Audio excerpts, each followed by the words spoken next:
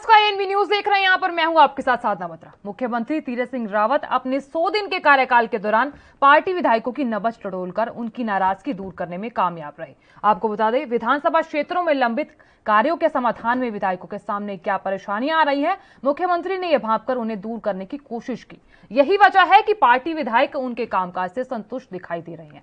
यह मुख्यमंत्री तीरथ सिंह रावत ने कहा कि मैंने ऐसे समय में सीएम पद संभाला जब कोरोना की दूसरी लहर हमारे सामने थी। कोरोना के खिलाफ जंग में भी संक्रमण पर नियंत्रण को हर संभव कोशिश की और अब संभावित तीसरी लहर से निपटने के लिए भी राज्य सरकार पूरी तैयारी कर चुकी है। बकौल तीरथ सिंह रावत, विकास के क्रम में विभिन्न क्षेत्रों में ऐसी सड़कों को मंजूरी दी गई जो वर्षों से अटकी हुई थी। खुद विधायक भी कल्पना नहीं कर सकते कि कोविड के बीच उनके क्षेत्र की सड़कें स्वीकृति हो पाएंगी।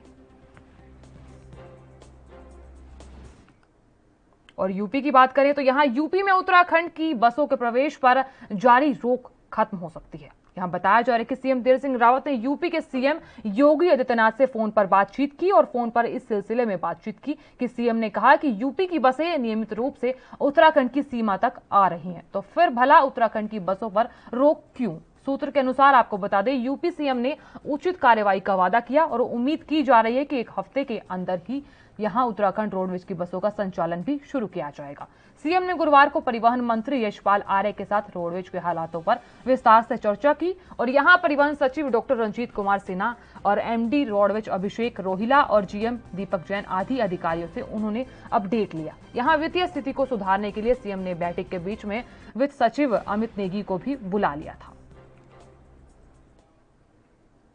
और उत्तराखंड सरकार में कैबिनेट मंत्री गणेश सिसोदिया ने रोजगार को देखते हुए बयान दिया कि पहाड़ी क्षेत्रों में छोटे उद्योग लगाकर रोजगार दिया जाए। और इसके अलावा उन्होंने क्या कुछ कहा, आइए दिखाते हैं। 20,000 ग्रामीण क्षेत्र के नौजवानों को रोजगार देने का लक्ष्य रखा है, जिसमें हम उनको सब्सिडी 5,000 की सब्सिडी देंगे और वो छोटे मोटे बाइंडिंग का हो, कास्ट का हो, ये कुर्ते बनाने का। और इतिहास का सबसे काला दिन है तो सिर्फ है आपातकाल दिवस। यहां लोकतंत्र की रक्षा के बीच भी हमारा संकल्प के तहत भाजपा प्रदेश मुख्यालय में कार्यक्रम रखा गया और यहां आपको बताते चले कि आपातकाल का दिन आज के दिन ही आपातकालीन लगाई गई थी और इस दौरान लोकतंत्र के लिए लड़ाई लड़ी गई थी। लड़ाई में दिवंगत हुए लोगों की आत्मा की शांति के लिए 2 मिनट का आज मौन रखा गया। साथ ही यहां प्रदेश मुख्यालय में प्रदेश अध्यक्ष मदन कौशिक द्वारा आपातकाल में 14 महीने जेल में रहने वाले हयात सिंह महारा को शाल उड़ाकर सम्मानित किया गया। जिस समय ये सूचना मिली तत्काल इस पर एसआईटी गठित हो गई, जांच बैठ गई, तत्काल इस पर कार्रवाई प्रारंभ हो गई है। और आज कांग्रेस केवल ये नोटंकी करके और कहीं ना कहीं 4.5 वर्षों में जो प्रदेश के लिए विपक्ष के तौर के जनादेश पर कुछ किया नहीं, आज केवल इस प्रकार का एक अपना नोटंकी के माध्यम से और लोगों का ध्यान आकर्षित करना चाहती है। भारतीय जनता पार्टी जो पूरी ताकत के साथ कार्यकर्ताओं के साथ कोविड में भी लोगों की सेवा कर रही है लगातार निरंतरता में, वही कांग्रेस इस प्रकार के कार्यक्रमों में व्यस्त है तो निश्चित रूप। नगर पालिका परिषद टिहरी द्वारा आज कोरोना संक्रमण की रोकथाम हेतु फ्रंटलाइन में कार्य करने वाले सभी पर्यावरण मित्रों, सफाई प्रभारियों का सम्मान पालिका कार्यालय प्रांगण में किया गया। बताते चलें कि पालिका के कार्यालय कर्मचारियों, सफाई कर्मचारियों द्वारा यहां कोविड-19 संक्रमण की रोकथाम हेतु विगत वर्षों से लगातार सफाई व्यवस्था की जा रही है और ऐसे में इसके साथ ही सोडियम हाइपोक्लोराइट, अन्य कीटनाशक दवा और छिड़काव का कार्य संपूर्ण नगर क्षेत्र में किया जा रहा है। यहाँ आपको बताते चले कि पालिका द्वारा जिला प्रशासन के निर्देश में कंटेनमेंट जोन और कंटेनमेंट जोन में सभी कार्य किए जा रहे हैं, जिसके लिए पालिका द्वारा आज अपने सभी पर्यावरण मित्रों, सफाई प्रभारियों का सम्मान समारोह आयोजित किया गया। है सफाई कर्मचारी, हमारे स्वच्छता मित्र भी हैं, तो इन लोगों ने कोरोना काल में बहुत सुंदर ही कार्य किए हैं। और जब सब लोग अपने घरों में कैद थे, ये लोग सड़कों में थे और हर गली मोहल्ले की सफाई कर रहे थे। इसलिए सरकार की तरफ से भी एक आदेश था और हम लोग भी चाहते थे कि कहीं ना कहीं इन लोगों का सम्मान होना चाहिए। और आज हमारे एक बहन है सुषमा जी, उनका भी निर्धन हुआ है, तो हम थोड़ा सा शोक सभा भी की है और जितने भी हमारे कर्मचारी उन लोगों को हमने माल्यार्पण और 1,000 रुपये, आपको पता ही होगा सरकार द्वारा उसमें मिला है इन लोगों को। और आज हमने दवाई की किट और जो उनका पहनने का किट होता है वो सभी वितरित किए हैं। जो आज जो सम्मान हुआ है ये बड़े अच्छी बात है, लेकिन हम ये चाह रहे थे नगर पालिका से कि ये सम्मान ना करके जो कर्मचारी आवास हैं हमारे जैसे एम ब्लॉक हो गया और मूलधार हो गया, जो जहाँ पर कर्मचारी रह रहे हैं वो इतने क्षति के रहते हैं कि जब बारिश होती है तो उतना ही बाहर होती है उतना ही अंदर होती है। तो ये हमारा ऐसा मान सम्मान न करके अगर हमारे कर्मचारी आवास में मरम्मत करा दें और एक एल ब्लॉक में हमारे कर्मचारी रहते हैं, वहाँ पर पाइपलाइन पानी की बड़ी।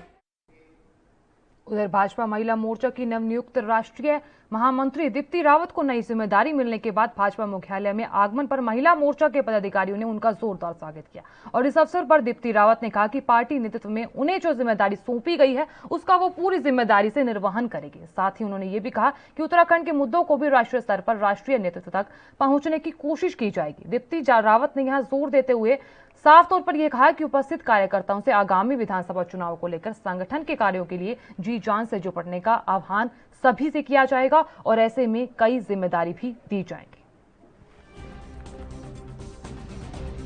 हमारे प्रदेश में बहुत अच्छे से काम करता है पहले से ही।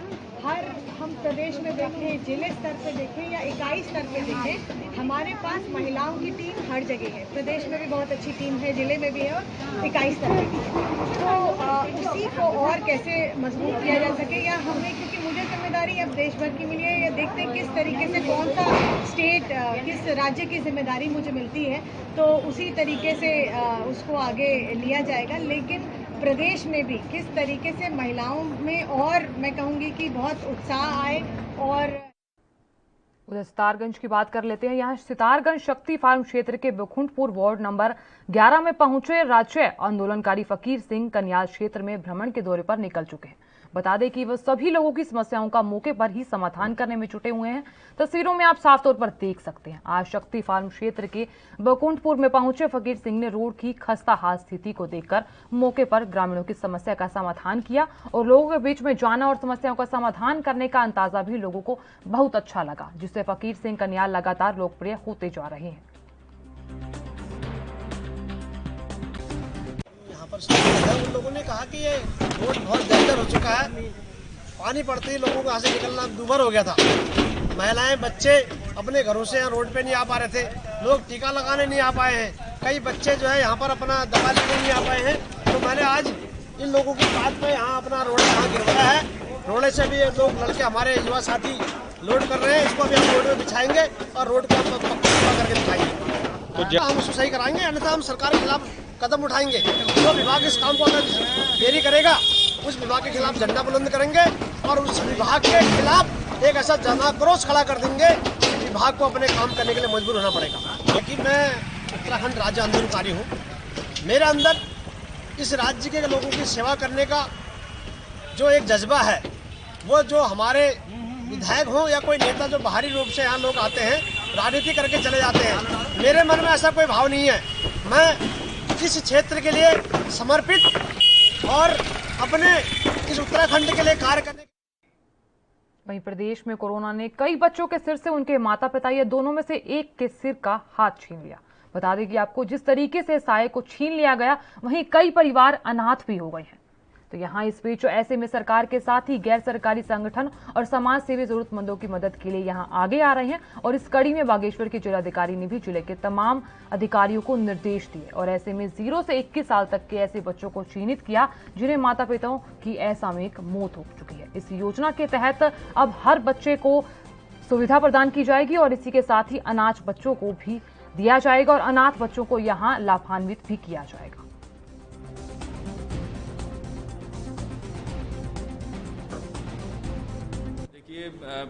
कोविड के वजह से या फिर किसी अन्य बीमारी के वजह से पिछले मार्च से किसी की भी अर्निंग मेंबर की या पेरेंट्स की डेथ हुई है और जो बच्चे हैं वो अनाथ हुए हैं, तो उनके लिए 2 योजनाएं हमारे यहाँ चल रही है। एक स्टेट की योजना है मुख्यमंत्री वात्सल्य योजना, और इसके अलावा एक गवर्नमेंट ऑफ इंडिया का एक पोर्टल भी क्रिएट किया गया है।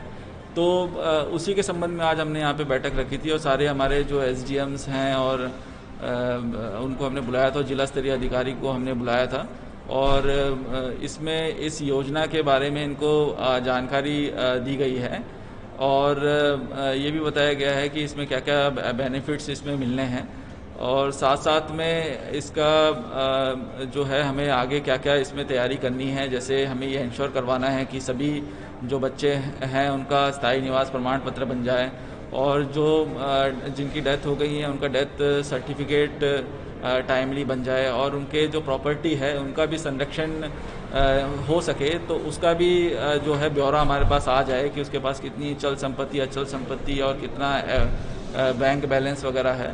तो ये सारी जो सूचनाएं हैं, भौतिक सत्यापन जो इनको करना है वो अगले 1 हफ्ते के अंदर इनको निर्देश दिए गए हैं कि वो भौतिक सत्यापन वो कर लें, और साथ साथ में एक वर्कशॉप भी वहाँ पे ऑर्गेनाइज करवा लें जिसमें वो फैसिलिटेट कर दे स्थायी निवास प्रमाण पत्र बनवाने में, मृत्यु प्रमाण पत्र बनवाने में। तो यही डायरेक्शंस इनको दिए हैं कि जिससे इनको जो बेनिफिट है, जो पर मंथ जो बताया जा रहा है कि पर मंथ 3000 का जो बेनिफिट मुख्यमंत्री वात्सल्य योजना के अंतर्गत मिलेगा, तो वो बेनिफिट जो है हम लोग प्रथम सप्ताह जुलाई से ही हम लोग देना।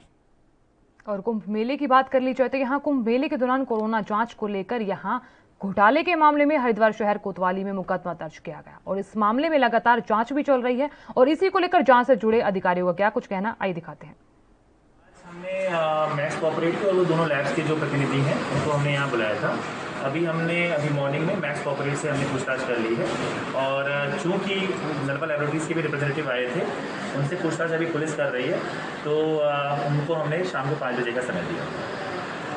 सर ये पूछताछ शुरू हुई लगभग 10:30 बजे के आसपास में, और अभी उनको हमने रिलीज़ किया है, और कुछ डॉक्यूमेंट्स उनको हमें और प्रस्तुत करेंगे। तीसरी पार्टी ने आज हमसे समय मांगा है, उसने मंडे तक का समय मांगा है। ये कि हमारा एग्रीमेंट दोनों लैब्स के साथ था, टेस्टिंग लैब की जिम्मेदारी है, डेटा सारा कुछ एक्सप्रेशन ऑफ इंटरेस्ट जो आया था उसके ऊपर जांच चल रही है, और हम जांच में सहयोग कर रहे हैं। कंफर्म कर रहे हैं, नालवा लैब्स ने की है, 2 लैब थी, नालवा लैब और लालचंदानी जी। और जो 1 लाख डेटा का इशू आ रहा है वो नालवा लैब्स का है, और अभी जांच अंदर चल रही है। इससे ज़्यादा हम इसमें नहीं बोल सकते, नहीं तो तथ्य पे इफेक्ट आ सकता है, जो भी कह सकते हैं आप। तो इसलिए हम उनका सहयोग कर रहे हैं। हमसे जो पूछा जा रहा है हम पूरा कॉर्पोरेट सर्विसेज ने टेस्टिंग करी ही नहीं है। टेस्टिंग करने वाली जो लैब जिस 2 लैब को काम दिया गया था, उसमें से जिस एक लैब ने 1 लाख टेस्टिंग करी है, जिसके अगेंस्ट कंप्लेंट आई है, उस लैब से क्वेश्चन नहीं करे। और उत्तराखंड के पहाड़ी जिलों के कई इलाकों में बारिश, भूस्खलन और बाढ़ की चपेट में है। और बताया जा रहा है कि रेणी गांव के ठीक बाहर नीति मलारी मार्ग पर लगभग 40 मीटर सड़क धंस गई है, और इस वजह से गांव का संपर्क तो टूट ही गया है। और इसी के साथ ही भारत तिब्बत सीमा पुलिस के जवान भी भारत तिब्बत सीमा चौकी तक पहुंचने में असमर्थ हो गए हैं। 4 धाम राजमार्ग परियोजना के साथ ही कई अन्य सड़कें और हाईवे से भूस्खलन की खबरें भी सामने आ रही है। और वहीं बताते चले कि हिमालयी राज्य में पिछले कुछ दिनों से लगातार हो रही भारी बारिश से चमोली, रुद्रप्रयाग, बागेश्वर, पिथौरागढ़ जिलों में भूस्खलन की वजह से सड़कें भी ध्वस्त होती नजर आ रही हैं। और हमारे खेत, रास्ते और मकाने की बहुत सारी मतलब जो भी थी हमारे पास कुछ जाने आने की सुविधा, वो सारे व्यर्थ चले गए हैं, और ना रास्ता रहा हमारे पास, सामान भी हमारे खेतों में है। और यहाँ पर हमें मतलब अभी जो भी हमारे बंदे हैं सारे स्कूलों में तैनात किए गए हैं, और यहाँ पे अभी मतलब ना बिजली है वहाँ पे, ना लाइट की है, पर आदमी अपने गुजारा ऐसे ही कर रहे हैं। पहले जगह था ये मकानों से आगे था, अब उस जगह पे जो है नदी आ गई। 2013 में ये नदी ने सारा कटाव किया आगे। अब जो ये 18 तारीख को 2021 में जो आया, इसने हमारे मकानों के आगे से सारा कटाव कर दिया। यहाँ पर रहने लायक नहीं है, ना हमारे लिए रास्ता है, ना आने जाने का सुविधा है, ना हमारे पास जो बचा भी है वहाँ रहने लायक नहीं है, और मकान बनाने को भी हमारे पास जगह नहीं है। इसलिए सरकार से हम विनती करते हैं कि हमें कहीं पर जो है बसाकत करने। आगे का जो हिस्सा पूरी तरह धराशायी हो गया था, और इनके आने जाने के रास्ते सारे बंद हो चुके हैं, और इनको प्राइमरी जूनियर स्कूल में शिफ्ट कर दिया गया है। और इनके जो खाने पीने की व्यवस्था के लिए उन्होंने मना कर दिया, लेकिन उन्होंने कहा अब इनकी सबसे बड़ी मांग है कि यहाँ पर ये कहीं और दूसरी जगह विस्थापित। बैरोली का ये बस्तिया तोप है, इस पे 12 परिवार खतरे की जद में आ गए, तो उनको तत्काल वहाँ से इवैक्यूएट करवा के विद्यालय में शरण दी गई है। वर्तमान में ये सभी लोग विद्यालय में रह रहे हैं, और भविष्य में क्योंकि इनकी आशंकित खतरे को देखते हुए इनके विस्थापन की कार्य 5 पीढ़ी की जमीन जो थी वो सारी बह चुकी है। कई लोग बेघर हो गए, उन लोगों के पास रहने के लिए कुछ मकान नहीं, वो नहीं, परेशान है, खेतों में टेंट डाल के उन डेरा जमा रहे हैं। इसलिए सरकार के हम हाथ जोड़ के निवेदन करते हैं कहीं हमारा बागेश्वर की करेगी, जहां बागेश्वर की कपकोट तहसील के नकोड़ी गांव का पुल पूरी तरह से जर्जर हो चुका है। समय रहते अगर पुल की मरम्मत नहीं की गई तो कोई भी बड़ा हादसा हो सकता है। बताते चले कि यहां नकोड़ी गांव पिछले काफी लंबे समय से इस पुल की मरम्मत की मांग कर रहे हैं, लेकिन यहां इस दिशा में कोई ध्यान नहीं दिया जा रहा, जिस कारण ग्रामीणों को काफी परेशानियों का सामना करना पड़ रहा है। और ऐसे में नकोड़ी पुल क्षेत्र के 5 गांवों को जोड़ने वाला यह महत्वपूर्ण पुल है।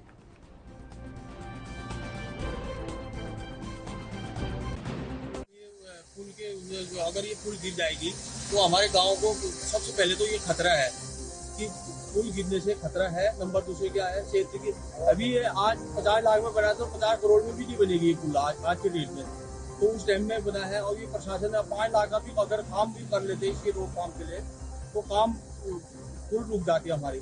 और ये जाने लास्ट सुमगढ़ तक जुड़ती है ये पुल, और यहाँ से जानवर खेतर चलते हैं, जानवर चलते हैं, और आदमी डेली गाँव में होता है यहाँ से आने जाने का।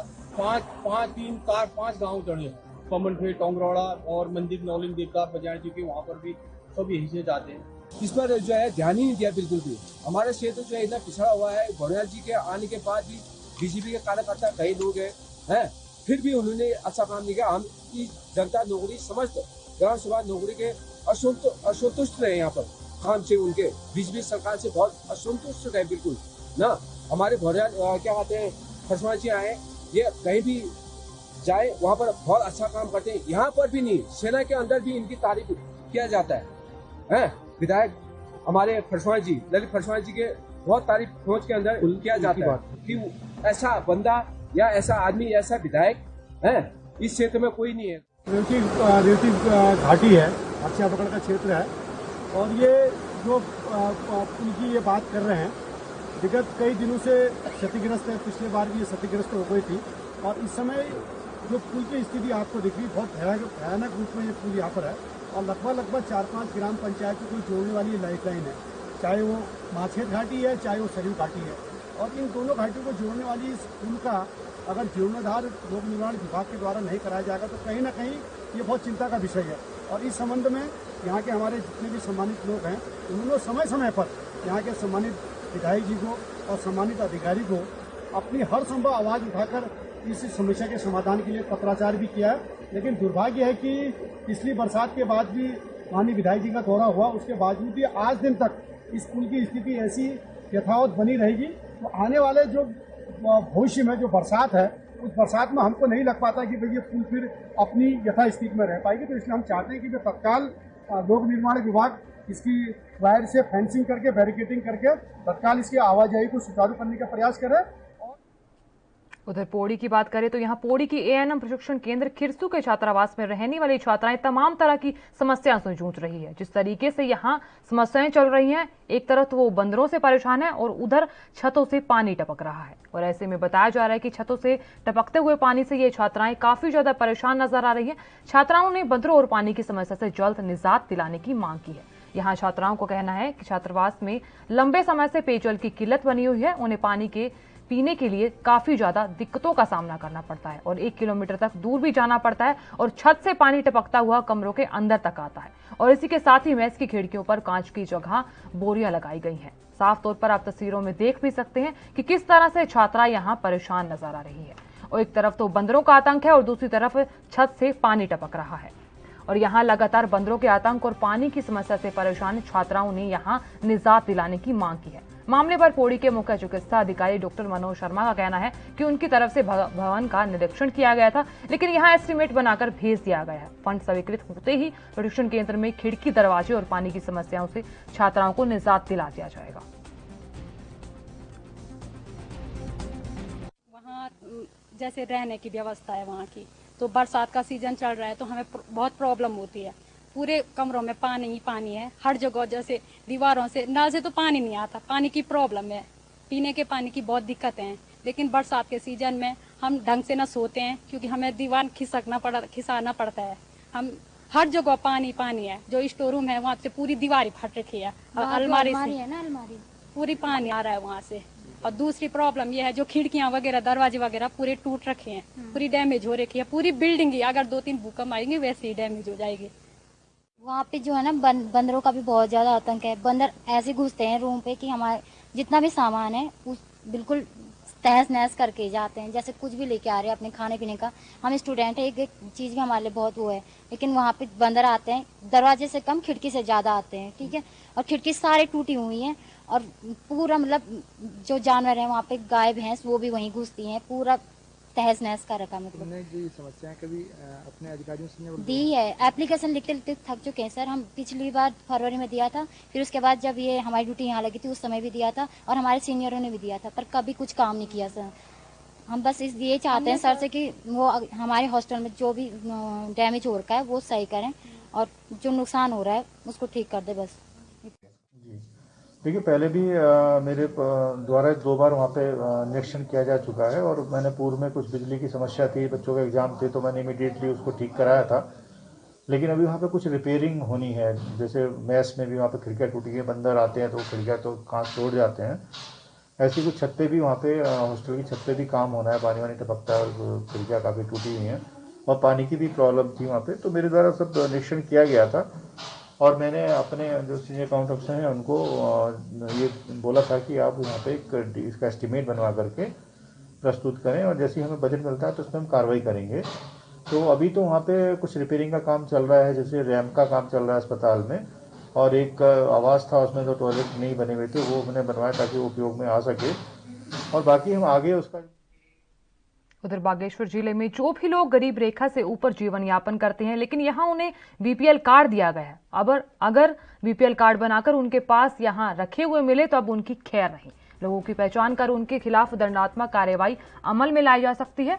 यहाँ बताते चले कि जिला पूर्ति विभाग ऐसे लोगों की पहचान कर रहा है जिन्हें गलत तरीके से अपने पास बीपीएल कार्ड रखे हुए हैं। उनके खिलाफ अब कार्रवाई की जाएगी। जिला पूर्ति अधिकारी अरुण कुमार वर्मा ने बताया कि प्रारंभिक चरण में पूर्ति विभाग ऐसे अपात्र लोगों से अपील कर रहा है कि जो लोग बीपीएल श्रेणी में नहीं आते वो ईमानदारी से अपना कार्ड विभाग को वापस कर दें।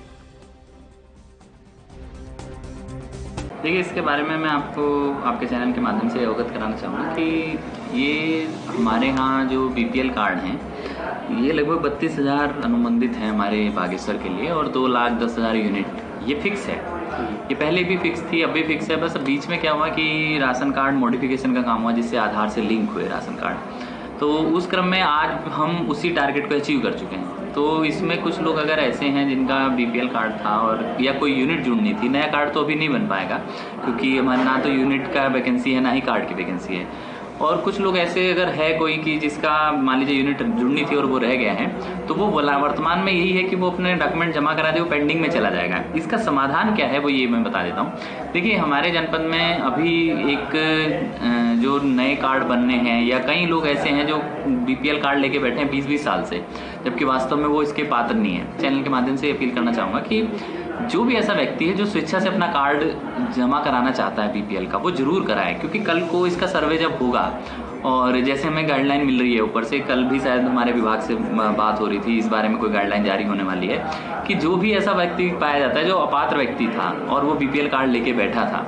तो कहीं ना कहीं उस पर फिर एफआईआर और अग्रिम कार्रवाई की जरूर की जाएगी, और उससे रिकवरी के लिए भी कहा जा रहा है कि उससे रिकवरी करवाई जाए। तो देखिए, मैं बस इतना ही कहना चाहूँगा कि जो अपात्र व्यक्ति है वो स्वेच्छा से, यदि उन्हें लगता है कि अगर उनके परिवार में कोई नौकरी लग गया है, सरकारी नौकरी लग गया है, तो वो जरूर त्यागपत्र करें, अपना बीपीएल कार्ड जरूर सरेंडर करें, क्योंकि आप अगर सरेंडर करेंगे तभी दूसरा व्यक्ति, जो पात्र व्यक्ति है, जो गरीब व्यक्ति है, जो वंचित परिवार है, उसे जरूर मिलेगा। दूसरी चीज़ ये भी है कि इसमें देखिए हमारा एक कंट्रोल रूम का नंबर है, उस कंट्रोल रूम पर कोई भी कॉल कर सकता है। वो जो 10 से 5 बजे तक खुलते हैं, वो 2 नंबर हैं हमारे कंट्रोल रूम के। इन कंट्रोल रूम पर फ़ोन करके आप ये बता सकते हैं हमें, कोई भी व्यक्ति जिसमें आपकी पहचान गुप्त रखी जाएगी कि इस व्यक्ति के पास ये बीपीएल कार्ड है, जबकि इनके परिवार में कोई सरकारी नौकरी करता है, या फिर ये बीपीएल के पात्र नहीं है। तो ऐसी व्यक्ति जो हमें कंट्रोल रूम से कोई शिकायत मिलती है तो उसकी हम जांच कराता है विभाग, और अगर वो पात्र नहीं है तो उनके जो राशन कार्ड है निरस्त करते हुए नियमानुसार आवश्यक कार्रवाई की जाती है। इससे 2 चीजें होती हैं, एक तो जो बोगस कार्ड हैं, जो फेक कार्ड हैं, वो एकदम क्लियर होते हैं, और दूसरी बात यह कि फिर जनपद स्तर पर वैकेंसी क्रिएट होती है, तो जो वाकई में पात्र व्यक्ति है वो इसमें आ सकता है। तो यही अभी। और देहरादून के विकास नगर पालिका सभागार में उत्तरांचल स्वच्छता कामगार संगठन के अध्यक्ष सतीश पारछा ने आज अपना 10 सूत्रीय मांग पत्र उत्तराखंड स्वच्छकार कामगार अध्यक्ष राम अवतार राजभर को सौंपा। मांग पत्र को सौंपते हुए सतीश पारछा ने कहा कि हम अपना 10 सूत्रीय मांग पत्र प्रदेश अध्यक्ष को दे रहे हैं और यहाँ कई मांगे भी रख रहे हैं, और ऐसे में मैं विकास नगर ही नहीं संपूर्ण प्रदेश के भ्रमण पर हूँ। ये सब बातें सतीश पारछा के यहाँ जिन्होंने ज्ञापन सौंपा उनके मुताबिक कही गई। बताया जा रहा है कि मुख्यमंत्री तीरथ सिंह रावत जी के सामने रखूंगा, ये सब बातें भी कही गई और मेरे लिए उत्तराखंड में सभी संगठन बराबर हैं। आपको बताते चले कि प्रदेश अध्यक्ष राम अवतार को ये ज्ञापन सौंपा गया और उनके सामने 10 सूत्रीय मांगे भी रखी।